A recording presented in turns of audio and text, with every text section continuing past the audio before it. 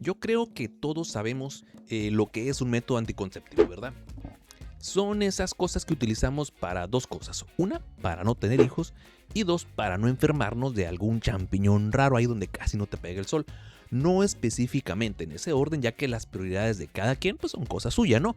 La historia de los anticonceptivos no empieza con médicos, ni con ciencia, ni con laboratorios.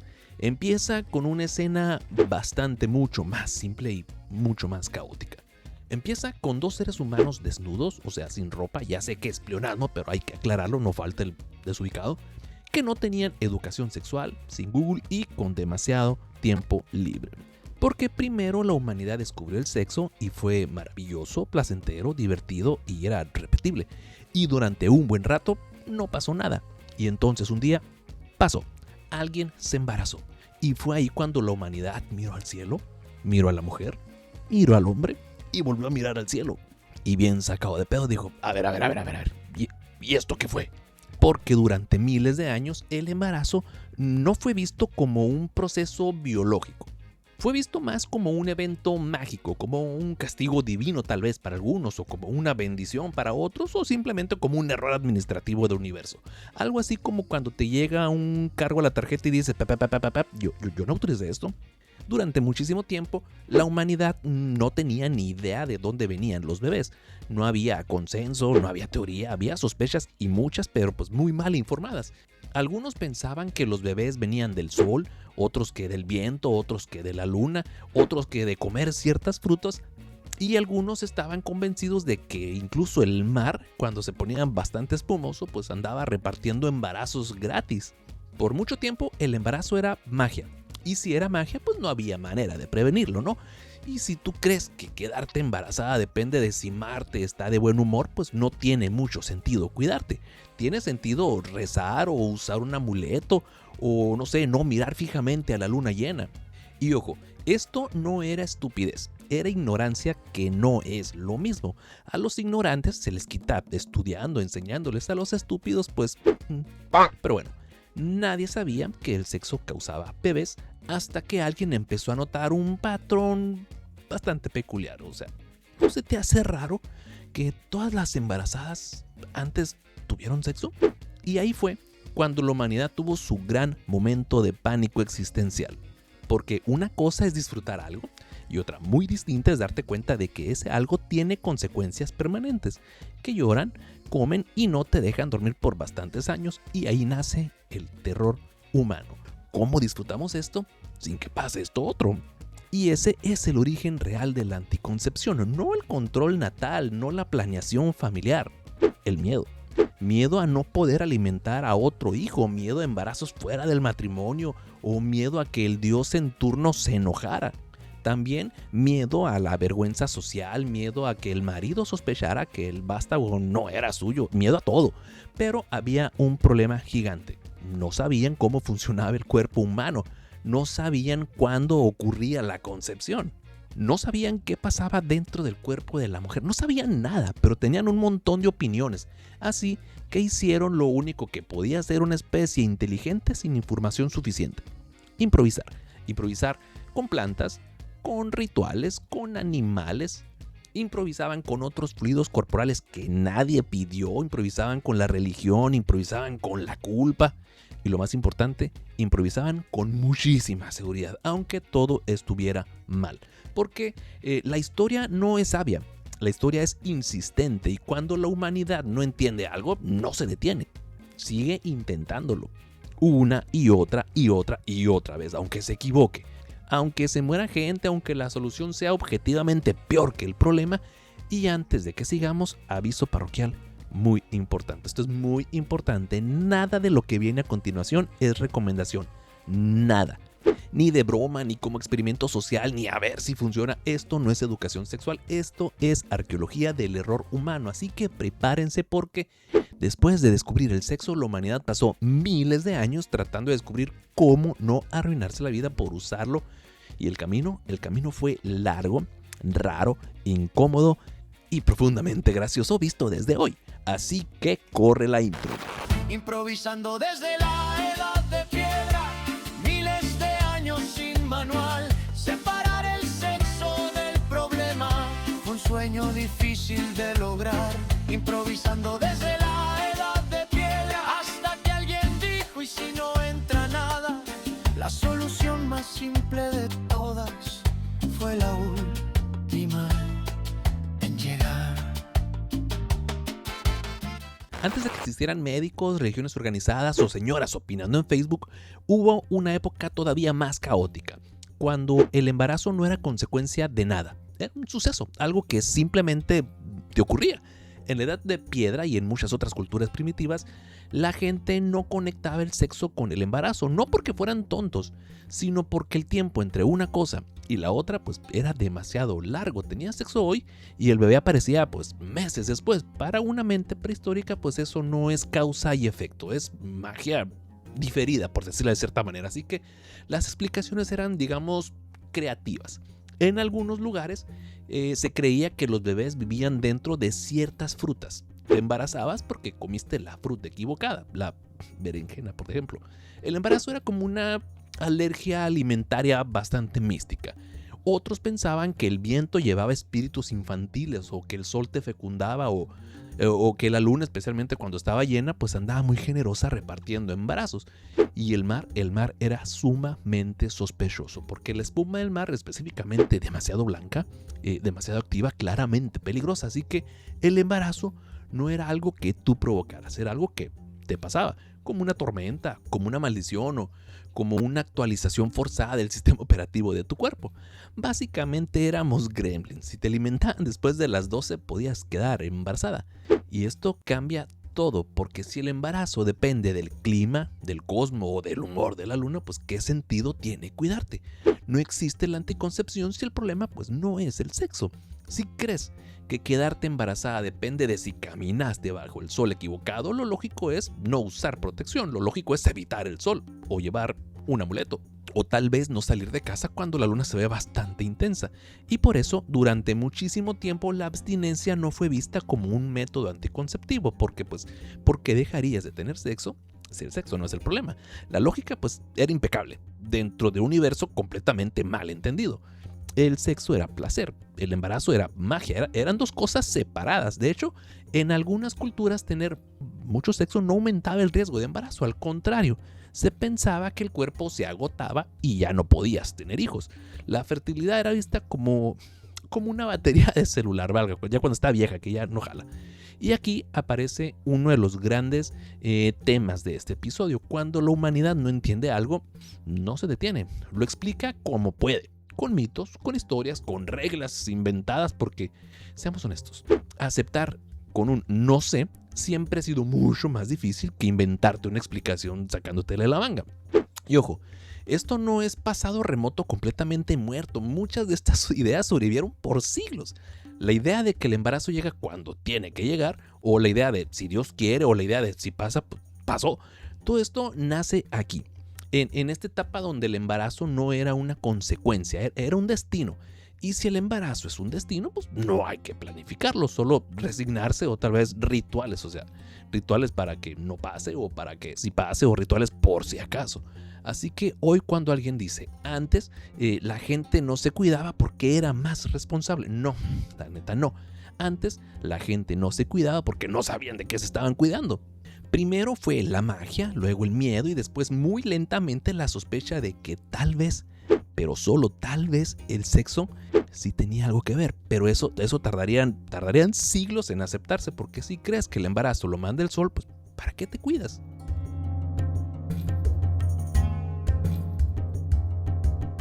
En algún punto de la historia, la humanidad dio un pequeño paso adelante y luego tropezó violentamente hacia un costado. Porque después de creer que el embarazo lo mandaba la luna, el sol o la espuma del mar, pues surgió una nueva idea revolucionaria. Ok, tal vez sí podemos hacer algo para evitarlo, verás. Sígueme en el viaje. El problema, que seguían sin saber qué hacer. Así que hicieron lo que mejor sabemos hacer como especie: copiar rituales, inventar símbolos y colgarnos cosas del cuerpo con muchísima fe. Y es aquí donde nace oficialmente la anticoncepción basada en el pensamiento mágico. No ciencia, no observación, magia. En la Edad Media europea y en muchas otras culturas se recomendaba a las mujeres portar testículos de comadreja para evitar el embarazo. No preguntar por qué de comadreja, por qué testículos o por qué se los tenía que colgar una mujer. La respuesta histórica es simple y devastadora, porque alguien lo dijo con seguridad. A alguien se le ocurrió la idea y lo dijo sin que le temblara la voz y la gente le creyó sin cuestionar. Curiosamente así pasa con los políticos hoy en día, pero bueno, no dejen que me salga el tema. En algunos casos no bastaba con llevar los testículos de la comadreja. Había que amputarle una pata a la comadreja y también colgártela del cuello. Porque obviamente pues está claro, nada dice planificación familiar como mutilar la fauna silvestre y colgártela del cuello. También se usaban hígados de gato disecado, pero atención al detalle, tienen que ser gatos negros. Este es un dato muy importante por si lo quieres hacer también, ¿no? Cada quien. Porque si vas a hacer pseudociencia, pues tiene que ser nada mejor que hacerla con estética gótica. Se ve mejor.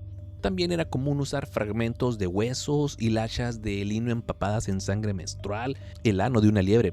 Sí, el ano, no el corazón, no el cerebro, el ano. Nadie sabe por qué, pero alguien lo cargó con convicción. Lo que a mí me lleva a preguntarme, ¿cómo carajos le haces para extirparle el pundillo a un conejo? ¿Y luego qué? O sea, le metían un mecatito, te lo colgabas. O sea, me generan muchísimas preguntas esta práctica. Y por si eso no era suficiente, existía la creencia de que una mujer podía evitar el embarazo si daba 3 vueltas exactas alrededor del lugar donde había orinado una loba preñada. No 2 vueltas, no 4 vueltas, 3. Porque la magia pues siempre es muy específica con los números. Tienen que ser 3 vueltas, si no, ojalá. Pero esto no se limitaba a objetos colgantes y caminatas sospechosas. En algunas regiones se creía que untar sudor de otra persona, especialmente de un hombre, podía prevenir el embarazo. La lógica era mística, absorber energía vital, esencia, espíritu, pero pues la realidad era otra, no funcionaba, aparte de la experiencia totalmente incómoda. Aquí es importante entender algo. Estos métodos no eran vistos como absurdos, eran vistos como tecnología espiritual.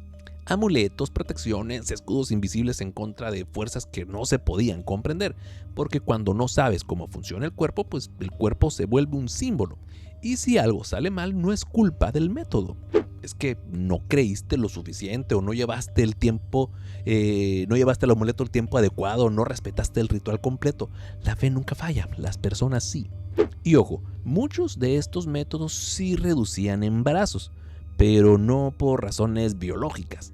Reducían embarazos porque pues eran incómodos, eran desagradables y eran totalmente traumáticos. Nada mata más la cachondería que cargar partes de animales muertos colgadas del pescuezo. Imagínate, ya viene echado a andar y de repente ves que trae colgado del cuello los huevos de una comadreja y el fundido de un conejo, sí te saca de onda, ¿no? O sea, por otro lado, si esas cosas te prenden, sí deberías checarte, no más por si acaso. Así que técnicamente funcionaban, solo que no como se suponía. Este es el punto donde la anticoncepción deja de ser ignorancia inocente y se convierte ya en folclore reproductivo. Era una mezcla entre miedo, religión, culpa, magia y una absoluta falta de información. Y este patrón se repite una y otra vez en la historia de la humanidad. Cuando la ciencia no alcanza, la fe rellena los huecos de forma figurativa y también literal, con rituales, con objetos y con sacrificios innecesarios. Así que recuerda esta regla universal de la historia humana. Si parecía ritual de brujería, probablemente sí lo era.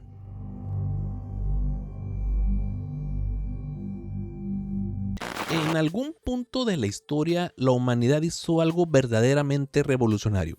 Empezó a escribir cosas. Y cuando escribes algo, pues ya no suena a ritual, ya suena a método. Así llegamos al momento en que la anticoncepción dejó de colgarse del cuello y empezó a introducirse en papiros médicos, por decirlo de cierta forma. No porque supieran más, sino porque ahora lo anotaban con muchísima seguridad. O sea, si ya lo dices con mucha seguridad y si lo anotas igual con muchísima seguridad, la gente te cree.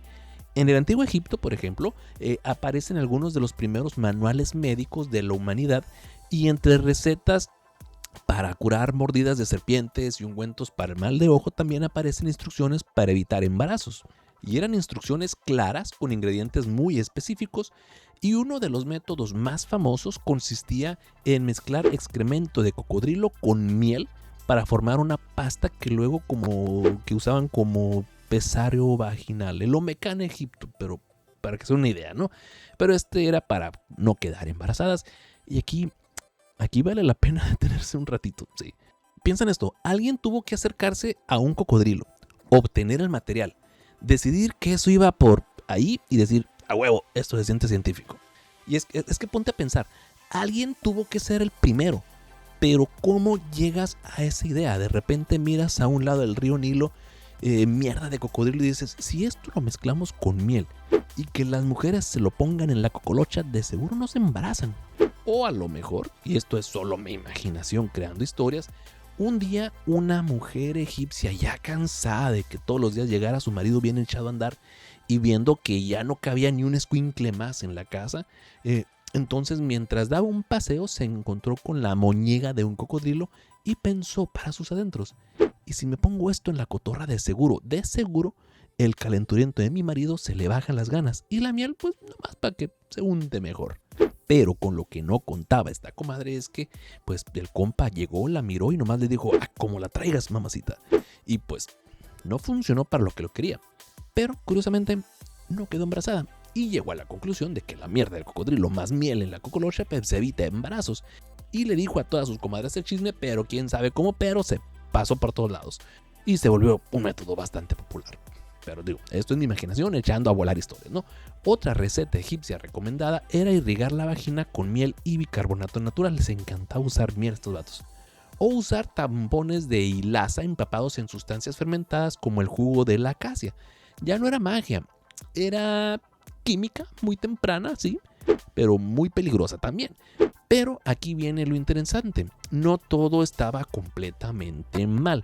Aunque algunas de estas sustancias creaban ambientes ácidos y la acidez sí afecta a los espermatozoides, accidentalmente ya habían rozado la ciencia. El problema era el margen de error, porque una cosa es alterar el pH y otra muy distinta es provocar infecciones, quemaduras químicas o daños permanentes. O sea, sí funcionaba, pero ya no te quedan ganas de intentarlo otra vez. Y a veces no funcionaba, pero tampoco lo volvías a intentar. En Grecia y en Roma la cosa se volvió todavía más sofisticada. En papel, filósofos y médicos recomendaban baños vaginales con vinagre, aceite de cedro, vino, ungüentos con plomo y demás resinas aromáticas. La idea central era siempre la misma: crear una barrera o limpiar o hacer que el entorno fuera hospitalario para la concepción, como si el embarazo fuera un invitado no deseado al que podías ahuyentar con mal olor. Y otra vez, había algo de lógica, pero aplicada con cero cuidados. Se usaban esponjas empapadas en líquido, tapones vegetales, pesarios hechos con raíces, algas, musgo, algodón y cáscaras de frutas, etcétera, etcétera, etcétera. Todo lo que pudiera ya sea bloquear, absorber o incomodar simplemente. Era ingeniería reproductiva artesanal, bastante artesanal. También aparecieron las duchas vaginales prehistóricas con vinagre, con salmuera, infusiones de hierbas, vino diluido, entre otras tantas cosas. La idea era limpiar después, porque aún creían que la concepción pues tardaba y que se podía cancelar, que el cuerpo básicamente decidía. La concepción no era un proceso, era una negociación, y lo más fascinante de esta etapa es que aquí ya no hay dioses involucrados, hay observación, hay ensayo y error, mucho error. Sobre todo hay hipótesis incorrectas, pero pues ya bastante sinceras. Es el momento en el que la humanidad pasa a decir esto es magia, a decir esto debe ser química, aunque no supieran exactamente cuál. Y otra vez, como siempre en la historia, la gente estaba dispuesta a pagar un precio alto por no quedar embarazados. Dolor, incomodidad, riesgo, daños, lo que sea. Todo con tal de evitar una consecuencia socialmente devastadora. Así que sí, hubo un intento de ciencia, uno torpe, uno bastante peligroso y uno que hoy nos parece incluso absurdo, pero fue el primer paso real hacia entender que el embarazo no venía del cielo, sino que venía del cuerpo. Y ese descubrimiento, aunque mal ejecutado, cambiaría todo lo que vendría después.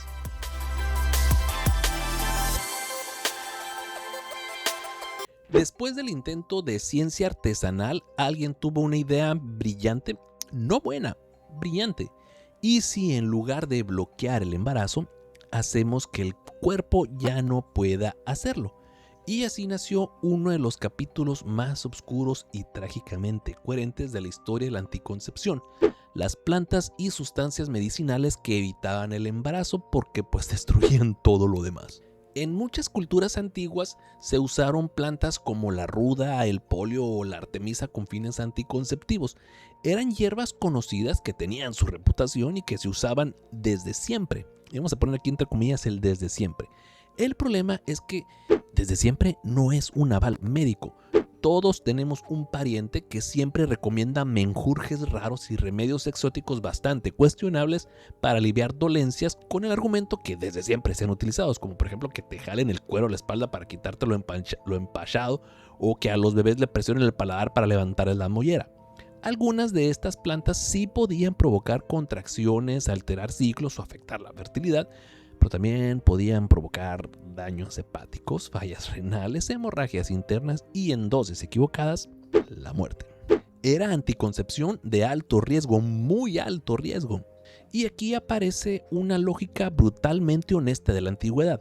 Si el embarazo es peor que el riesgo se vuelve muy aceptable. Y si eso no funcionaba, siempre quedaban pues los metales pesados. En la antigua China, por ejemplo, hubo mujeres que bebían plomo y mercurio con la esperanza de controlar su fertilidad. Y sí funcionaba, porque después de eso pues quedaban estériles, enfermaban muy gravemente o morían. Pero embarazo no había. La historia está llena de estos métodos que técnicamente cumplían el objetivo al costo más alto posible. Y aquí entra una de las leyendas más fascinantes de toda esta historia: el silphium. El silphium era una planta tan famosa en el mundo grecorromano que aparecía en monedas. Era muy valiosa, era muy deseada y era usada como medicina, condimento y anticonceptivo. Fue tan popular que esta planta se recolectó hasta desaparecer, literalmente.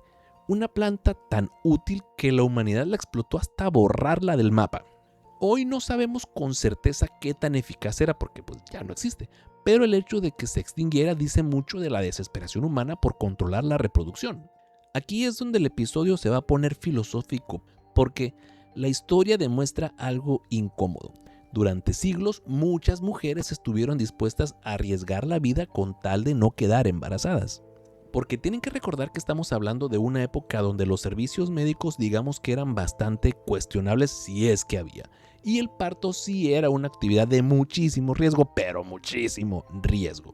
Además, un embarazo podía significar expulsión de la comunidad, pobreza extrema, castigo religioso e incluso violencia. O ya en el peor de los casos, muerte. Así que beber algo peligroso a veces parecía la mejor opción.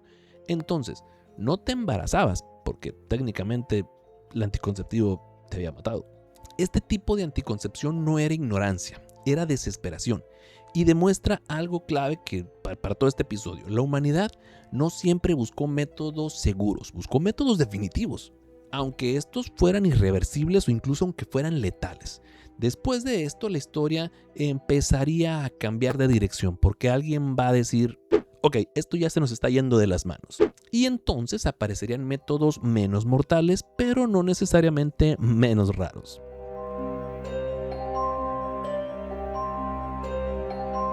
En algún punto de la historia antigua, la humanidad decidió que el problema no era el sexo, no eran las plantas, ni tampoco eran los dioses. El problema era el útero. Pero no como órgano del cuerpo, no como parte del cuerpo, no, como criatura. Verán, durante siglos, desde la Grecia antigua hasta bien entrada la Edad Media, se creyó que el útero no estaba fijo en su lugar, que podía moverse dentro del cuerpo de la mujer como un animal inquieto, caprichoso y peligrosamente curioso. Un animal que, si no estaba contento, salía a dar la vuelta, salía a pasear. Y cuando el útero se movía, según esta teoría, pues pasaban cosas malas. Embarazos no deseados, desmayos, histeria, ansiedad, dolores inexplicables. Básicamente cualquier cosa que no supieran explicar era culpa del útero. De hecho, de aquí viene la palabra histeria, del griego histera, útero, porque claro que otra cosa podría estar causando problemas. Así que el útero era como un animal que había que manejarlo. ¿Y cómo se maneja a un animal? Pues con olores. Digo, para ellos tenía sentido. La teoría decía que el útero reaccionaba a los aromas, que huía de los olores desagradables y era atraído por los olores agradables. Entonces, para evitar embarazos o corregir comportamientos femeninos, se recomendaba colocar olores fétidos cerca de la cabeza para espantar el útero hacia abajo. Por el contrario, aromas dulces o aceites cerca de la zona pélvica para traerlo a su lugar correcto. A base de olores acomodaban el útero estos carnales. Si algo salía mal, no era enfermedad. Es que pues tu útero andaba de gira artística. Y aquí es donde la anticoncepción se mezcla con algo más profundo, la moral. Porque no solo se pensaba que el útero se movía por causas físicas, sino también por causas morales. Un útero desatendido se volvía inquieto. Un útero sin actividad adecuada pues se rebelaba y un útero expuesto a pensamientos indebidos pues se descontrolaba. ¿A poco no suena lógico? El cuerpo femenino no solo debía ser controlado biológicamente sino moralmente. Y esta idea tuvo consecuencias enormes. Porque si el útero era un animal, la mujer debía ser vigilada y sus olores regulados, su comportamiento supervisado y su sexualidad administrada. La anticoncepción aquí ya no era solo evitar embarazos, era domesticar a un órgano. Y esto explica por qué durante siglos se recetaron tratamientos bastante absurdos como perfumes, humos, baños aromáticos, restricciones físicas o posiciones correctas de acomódate así o asá. No para evitar la concepción directamente, sino para mantener al útero en su sitio. Ya la biología convertida en fábula. Y lo más inquietante de todo es que esta idea sobrevivió muchísimo tiempo. No fue un error aislado, se convirtió en doctrina. Y la ciencia tardó siglos en decir, no, el útero no es un animal, no se mueve, no opina. Pero mientras tanto, generaciones enteras de mujeres cargaron con la idea de que su cuerpo era impredecible, peligroso y moralmente sospechoso. Todo por no entender cómo funciona realmente. Así que sí, antes de microscopios, hormonas y anatomía moderna, el útero era tratado como una criatura salvaje. Y como todo animal que no entiendes, pues la solución fue intentar controlarlo con miedo, rituales y malos olores.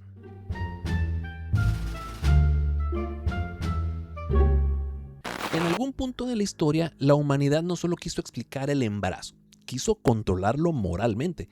Y aquí es donde la anticoncepción dejó de ser magia, plantas o animales colgados del cuerpo y se convirtió en algo mucho más poderoso, pero también peligroso, un pecado. Porque cuando la religión entra al cuerpo humano ya no se trata de salud ni de supervivencia ni tampoco de necesidad, se trata de culpa. Durante siglos, en gran parte del pensamiento cristiano y especialmente en la tradición influenciada por San Agustín, el sexo tuvo una única función aceptable, la reproducción y ya. El placer no era un extra, era un problema.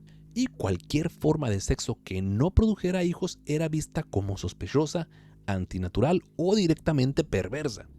San Agustín, que es una de las figuras más influyentes del cristianismo temprano, sostenía algo que hoy suena brutal, pero que durante siglos fue doctrina.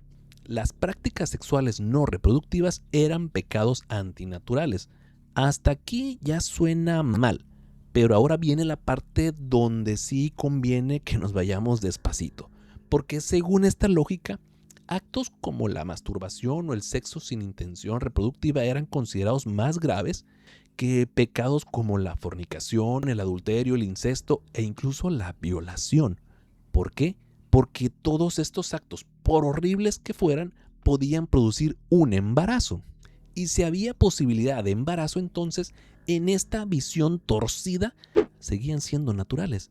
Aquí es donde este episodio ocupa un poquito de silencio, porque esto no es, digamos que no es chiste, esto es historia. El cuerpo femenino dejó de ser un cuerpo y se convirtió en territorio de la moral. Evitar el embarazo ya no era decisión práctica, era una ofensa directa al orden divino. Es neta que está sonando el tren a esta hora. Pero bueno, así nació la idea del castigo divino reproductivo. Si no te embarazabas, pues no era porque te cuidaras, era porque Dios había cerrado tu vientre. Y si te embarazabas, pues no era por biología, era porque Dios lo había decidido. Esto tenía una consecuencia devastadora. La mujer nunca tenía decisión. Si quedaba embarazada fuera del matrimonio, culpa. Si no podía tener hijos dentro del matrimonio, culpa. Si intentaba evitar un embarazo, pecado. Siempre culpa. Y esta lógica religiosa se filtró a la vida cotidiana durante siglos. Se creía que las relaciones indebidas no podían producir hijos y que el cuerpo castigaba el pecado cerrando el vientre y que los embarazos fuera del matrimonio eran milagros vergonzosos. ¿Un spoiler histórico? No. Pero esta creencia explica algo que aparece una y otra vez en registros antiguos. Embarazos descritos como inexplicables, como castigos, como pruebas divinas. Nunca como consecuencias de decisiones humanas. La anticoncepción bajo esta visión no era solo inútil, era peligrosa para el alma. Y así durante siglos se persiguió no solo el uso de métodos anticonceptivos, sino incluso la información sobre ellos. Saber cómo evitar un embarazo era conocimiento prohibido, transmitido en secreto de boca en boca entre mujeres. Y aquí la historia se pone especialmente cruel, porque mientras la religión condenaba la anticoncepción, no ofrecía alternativas reales para las consecuencias. No alimentaba a los hijos no deseados, no protegía a las mujeres expulsadas de la comunidad y no evitaba la pobreza. Solo ofrecía culpa y silencio. Durante muchísimo tiempo, el problema no fue que no existieran métodos anticonceptivos. El problema fue que usarlos era pecado. Así que la humanidad quedó atrapada entre dos fuegos: el miedo al embarazo y el miedo al castigo eterno. Y cuando tienes que elegir entre hambre y pecado, la historia demuestra que la gente, pues, hace lo que puede, aunque luego tenga que cargar con la culpa.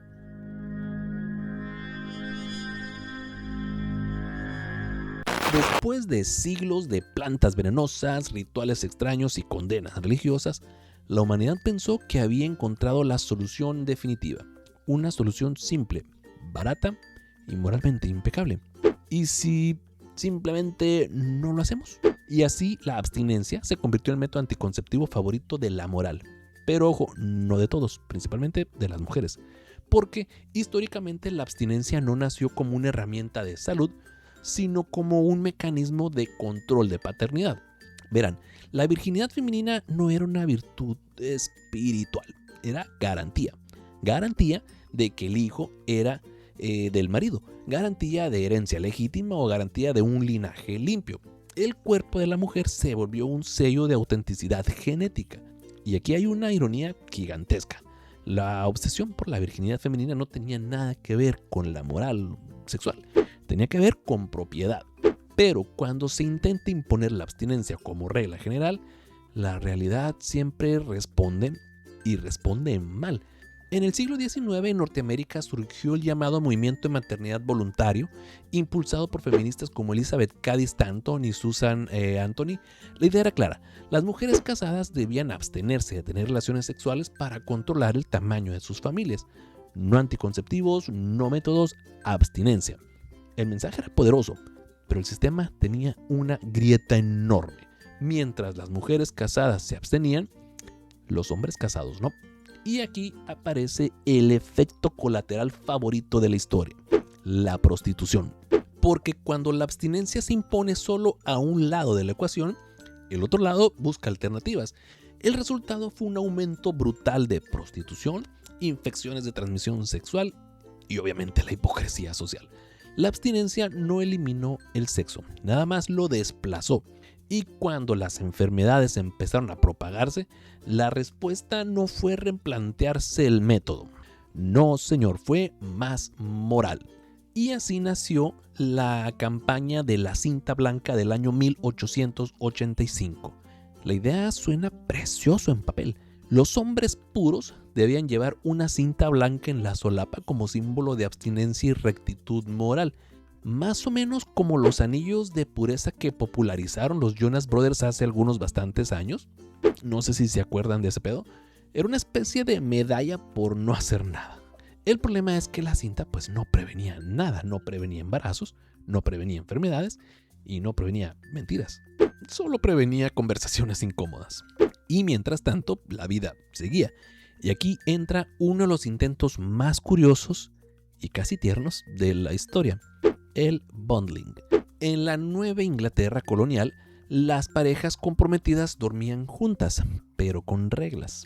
Casi siempre completamente vestidos, casi siempre separados por una tabla de madera en medio de la cama.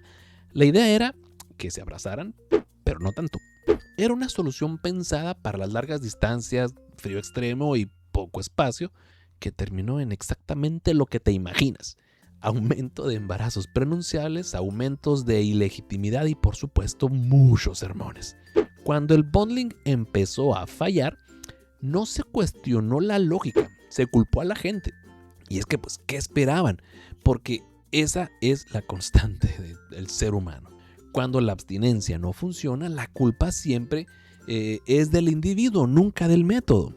La abstinencia se vendió como una solución universal en un mundo donde el deseo no desaparece, el poder pues no se repartía igual y las consecuencias pues no las pagaban todos. Así que no, la abstinencia no fracasó porque la gente fuera débil. Fracasó porque fue usada como herramienta moral y no como estrategia realista. Y porque la gente era débil. O sea, básicamente intentaron apagar el fuego echándole culpa.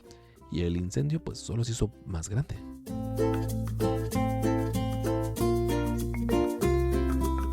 Después de siglos de rituales, culpas, plantas venenosas y abstinencia mal aplicada, la humanidad tuvo uno de sus momentos más raros.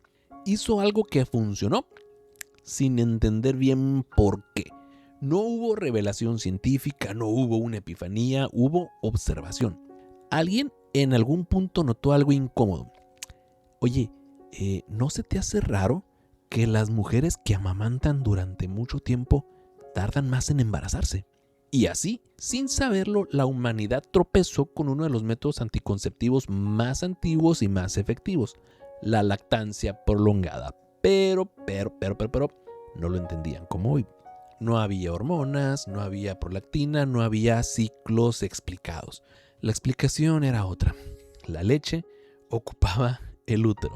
La leche consumía la fertilidad y la energía del cuerpo que se iba al bebé pues ya no alcanzaba para hacer otro bebé. O sea, todo incorrecto, todo mal, pero el resultado pues ahí estaba. Mientras una mujer amamantaba de forma constante, muchas veces no ovulaba, no menstruaba y no se embarazaba evidentemente. Funcionaba a medias y por accidente. Y este es uno de los grandes patrones de la historia. Cuando no hay teoría, la experiencia pues manda. Pero es aquí donde aparece algo crucial, las clases sociales, porque la lactancia prolongada no era una opción para todas. Las mujeres pobres, las campesinas, trabajadoras, amamantaban a sus propios hijos, no por conciencia reproductiva, sino por necesidad. No tenían nodrizas, no había sustitutos de leche, la leche era lo que había y ya. El resultado, pues menos embarazos seguidos, más espacio entre hijos, aunque no necesariamente menos sufrimiento. En cambio, por otro lado, las mujeres ricas pues jugaban en otra liga.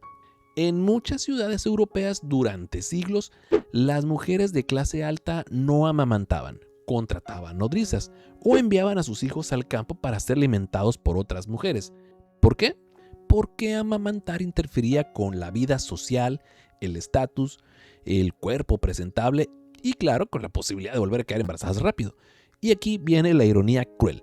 Las mujeres ricas, al no amamantar, tenían más hijos. Las mujeres pobres, al amamantar por años, tenían menos. No por elección, fue por estructura social. Pero este método natural también tenía un costo humano gigantesco, porque las nodrizas amamantaban hijos ajenos, mientras que sus propios hijos pues recibían solamente leche de vaca y si tenían suerte. Muchos de esos niños murieron por desnutrición o enfermedades, y en algunos lugares ser alimentado con leche de vaca era una señal de pobreza extrema, era un marcador social grabado en el cuerpo humano. La lactancia prolongada funcionó como anticonceptivo, pero a costa de desigualdad, mortalidad infantil, separaciones familiares y pues sacrificios que no se veían. Nadie lo celebraba como método, simplemente pasaba. Y esta es una lección incómoda de la historia. A veces los métodos que funcionan no lo hacen porque alguien los diseñó, sino porque alguien no tenía otra opción. No fue planificación familiar, fue supervivencia. Y aún así, este descubrimiento empírico fue importante porque mostró algo fundamental. El cuerpo tiene ritmos, tiene respuestas y tiene lógica, aunque la humanidad tardaría siglos en entenderla. Y es en este momento en que la historia comienza ya a girar muy lentamente hacia la idea de que el embarazo no es destino ni castigo, sino proceso, y que tal vez, solo tal vez, podría entenderse.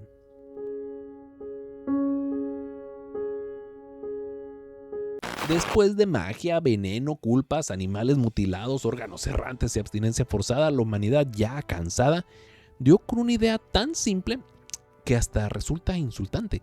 ¿Y si ponemos algo entre el problema y el problema? Y así, sin filosofía, sin dioses, sin rituales, aparece el único método anticonceptivo que sobrevivió a toda la historia humana, el condón. Y no es moderno, ni tantito. La representación más antigua conocida de un hombre usando algo parecido a un condón aparece pintada en la pared de una cueva en Francia como entre los 2000 o 15,000 años de antigüedad, hace un chorro de tiempo. La humanidad todavía andaba cazando mamuts y ya había entendido algo esencial. Esto va aquí. No sabemos si lo hacían por anticoncepción, por ritual o por estética rupestre, pero la idea ahí estaba. En el antiguo Egipto también aparecen ilustraciones de hombres usando fundas sobre el pene hechas de tela. Tal vez por razones sexuales, tal vez por rituales, tal vez porque alguien ya había aprendido a golpes que las consecuencias existían. Después, en Grecia y en Roma el condón siguió existiendo, aunque no como lo conocemos hoy. Se usaban membranas de animales, intestinos, vejigas, tripas, limpiadas cuidadosamente. No suena sexy, nunca lo fue, pero funcionaba. Era un método de barrera real, sin magia, sin plantas tóxicas y sin culpa religiosa directa, solo física básica. Y aquí es donde entra uno de los personajes más fieles al espíritu de este episodio, Casanova, el famoso seductor del siglo XVIII que usaba condones de lino.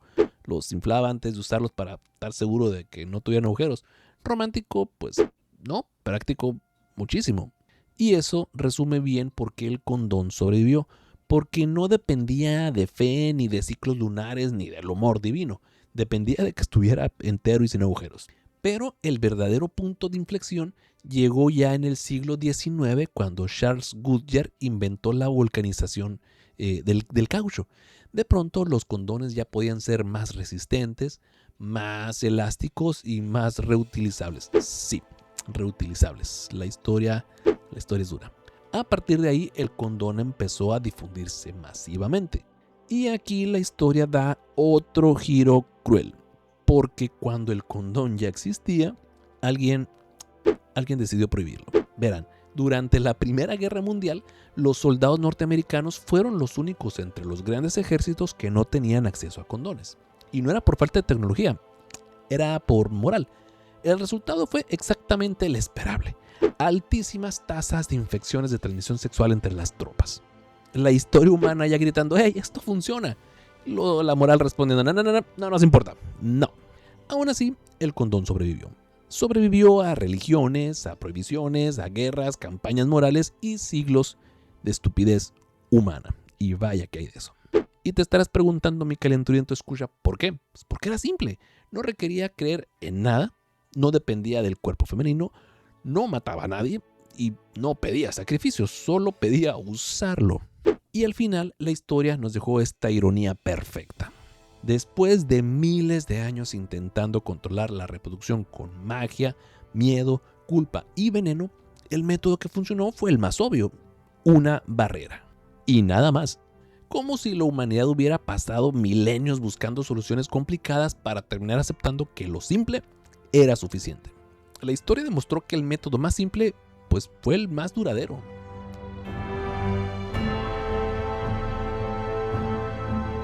Ahora, si algo queda claro después de recorrer miles de años de historia anticonceptiva, es que la humanidad nunca dejó de improvisar. Siempre quisimos lo mismo. No placer infinito, no libertinaje. Era algo mucho más simple y mucho más humano. Separar el sexo de la reproducción. disfrutar de una cosa sin cargar con todas las consecuencias de la otra. Y la humanidad lo intentó de todas las formas posibles. Primero con rituales, con amuletos, con animales mutilados, con vueltas alrededor de orina de lobo, con la fe absoluta de que el universo nos iba a hacer el favor. Luego con recetas, plantas, líquidos, pócimas, mezclas que hoy no pasarán ni la primera revisión sanitaria. Y después con ciencia. Torpe al principio, sí, peligrosa muchas veces también, pero cada vez más cercana a la verdad. Y aún así, seguimos discutiendo, porque la anticoncepción nunca fue solo un tema médico. Fue moral, fue religioso, fue político, incluso fue económico, pero también fue de poder. Siempre hubo alguien diciendo esto no debería usarse, esto va en contra de la naturaleza, esto rompe el orden. Aunque la historia demostrara una y otra vez que la gente no deja de tener sexo por decreto. Lo hace por miedo, tal vez. Por culpa, una de esas, ¿sí, no? Y también por falta de opciones. Y cuando no hay opciones seguras, pues la gente arriesga la vida. Y creo que eso es lo más fuerte de toda esta historia.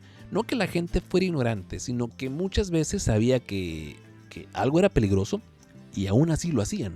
Porque un embarazo no deseado podría significar hambre, podría significar violencia, expulsión de la sociedad, tal vez vergüenza, muerte social. Así que sí, la anticoncepción no es una invención moderna. Es una larguísima cadena de intentos humanos por no arruinarse la vida con información incompleta. Es la historia de una especie que aprendió a golpes, que se equivocó, que dañó cuerpos, que culpó personas y que mezcló fe con biología. Y que muy lentamente fue entendiendo algo esencial. El cuerpo no es magia, no es castigo, no es pecado. Es biología. Imperfecta, sí. Compleja, también, pero entendible. Y aún así, en pleno siglo XXI, seguimos discutiendo sobre quién decide, sobre qué se permite, sobre quién carga las consecuencias, porque la historia no ha terminado, nada más se volvió más sofisticada. Así que la próxima vez que alguien diga que antes la gente no se cuidaba, recuerda esto, antes la gente sí se cuidaba, solo que no tenía ni idea de cómo. Y aún así, lo intentó, una y otra vez durante miles de años. Y eso no es sabiduría, eso es humanidad.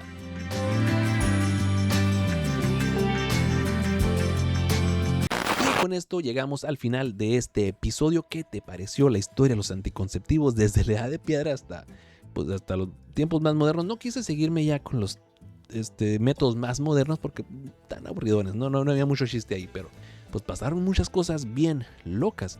Pero al final de cuentas, pues existen ahí. Entonces, úsalos, por favor, úsalos. Que sigo sin entender por qué los morros dicen, ay, es que me embaracé por accidente. No te embarazaste por accidente. ¿Qué esperabas que iba a pasar? ¿Que te sacaras una lavadora? No funciona así. Si ya llegaste a esta parte del video, ya estás aquí, no olvides dejar tu like, suscribirte, picar la campanita como dicen los que le saben este pedo del YouTube. Sígueme en todas mis redes sociales, en todos lados estoy como @NachoArmpa. Y espero que hayas disfrutado de esta historia. Así que pásala bonito, nos vemos en el siguiente video. Adiós.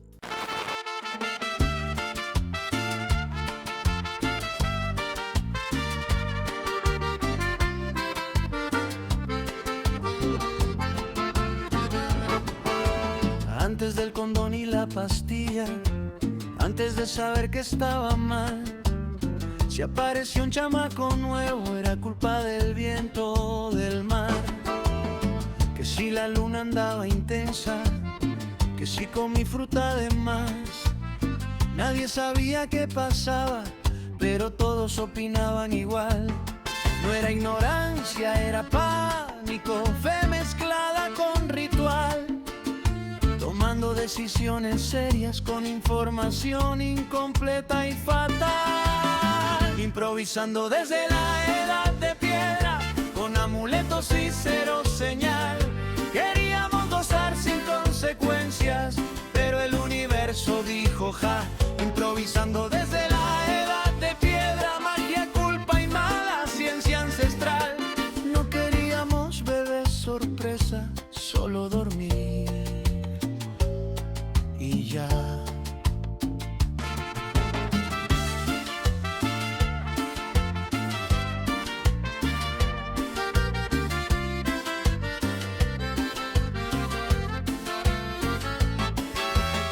divulgaron cosas del cuerpo que mejor no voy a detallar.